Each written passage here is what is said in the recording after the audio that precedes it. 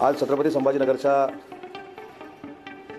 ऑरिक सिटीच्या संदर्भातली एक आढावा बैठक आणि मराठवाड्याच्या परिसरातील नव्यानं होणाऱ्या MIDC, मुख्यमंत्री रोजगार निर्मिती योजना, विश्वकर्मा योजना, खादी ग्रामोद्योग योजना, त्यानंतर इथले जे उद्योजक आहेत त्यांच्या अडीअडचणी आणि याच सभागृहामध्ये 12 ऑगस्टला जी बैठक झाली होती त्याची अंमलबजावणी या संदर्भातल्या आढावा बैठकांचं नियोजन मी छत्रपती संभाजीनगरमध्ये आज केलं होतं.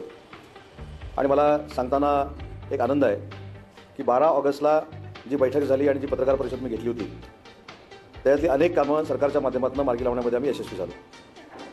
त्याच्यामध्ये आपल्याला आठवत असेल की 143 वर्ग ब च्या जागा शेतकऱ्यांच्या ज्या होत्या त्या संदर्भात आम्ही एक निर्णय घेतला होता. त्याची फलश्रुती देखील आज आम्हाला मिळालेली आहे. 5.5 कोटी रुपये झाडांचे शेतकऱ्यांना जे द्यायचे होते ते देखील जमा झालेले आहेत. बिडकीनमध्ये नळपाणी योजना मंजूर करायची होती, त्याच्यासाठी देखील 318 कोटी रुपयाचं टेंडर हे नळपाणी योजनेचं निघालेलं आहे.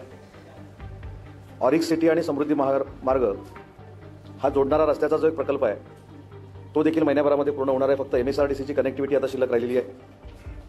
मुख्यमंत्री रोजगार निर्मिती योजनेमधनं टार्गेट पूर्ण करण्याचा निर्णय देखील आज आम्ही घेतलेला आहे. त्या परिसरातल्या 2 ग्रामपंचायती ज्या आहेत त्या ग्रामपंचायतीची 1,38,000 लिटरची जी रिक्वायरमेंट होती पाण्याची, पिण्याच्या पाण्याची, ती देखील आज आम्ही मंजूर केलेली आहे. या संपूर्ण कॉरिडॉरला जो बायपास रस्ता आहे 27 किलोमीटरचा त्याच्यासाठी देखील आम्ही केंद्र शासनाकडे पैसे मागण्याचा आज आम्ही निर्णय घेतला आहे.